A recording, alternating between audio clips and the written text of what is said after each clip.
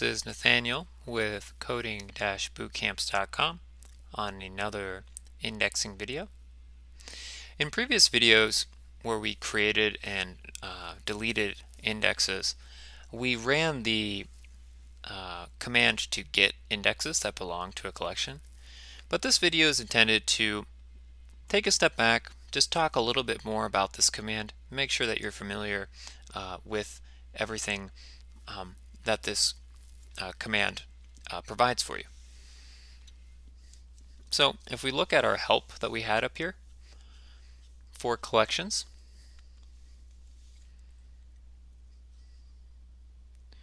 we see that we were using the get indexes collection.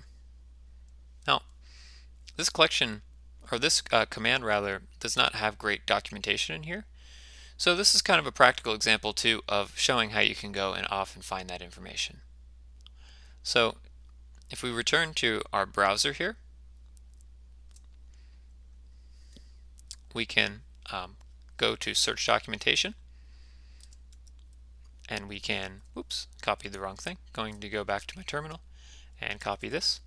We can just paste the name of this command, and we can get more detailed information on this. Returns an array that holds a list of documents that identify and describe the existing indexes on the collection, including hidden indexes, which, if we look back here and scroll down to where we got our indexes, that's exactly what this first index is. It's a hidden index.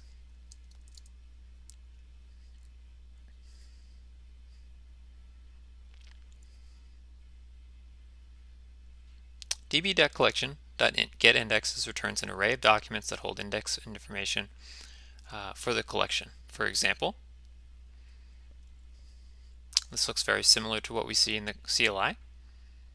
Index information includes the keys and options used to create the index. The index option hidden, available starting in MongoDB 4.4, is only available if the value is true. So again, if we go back here, we see that we have, and excuse me, I don't know if this is actually a hidden index or not. I may have spoken too soon, but based again on the documentation here, switching back,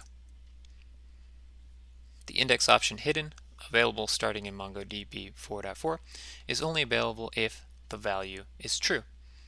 So based on that reading, I would think that there would be a hidden attribute here that's set to true, but I am not 100% sure on that. But we show here that we have ways of getting more detailed documentation, and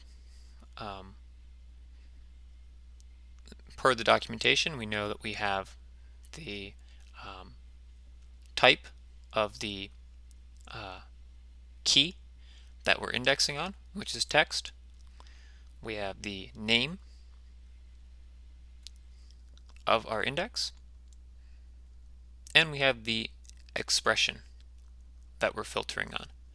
And we also know from when we did sparse indexing, we would have a sparse flag here.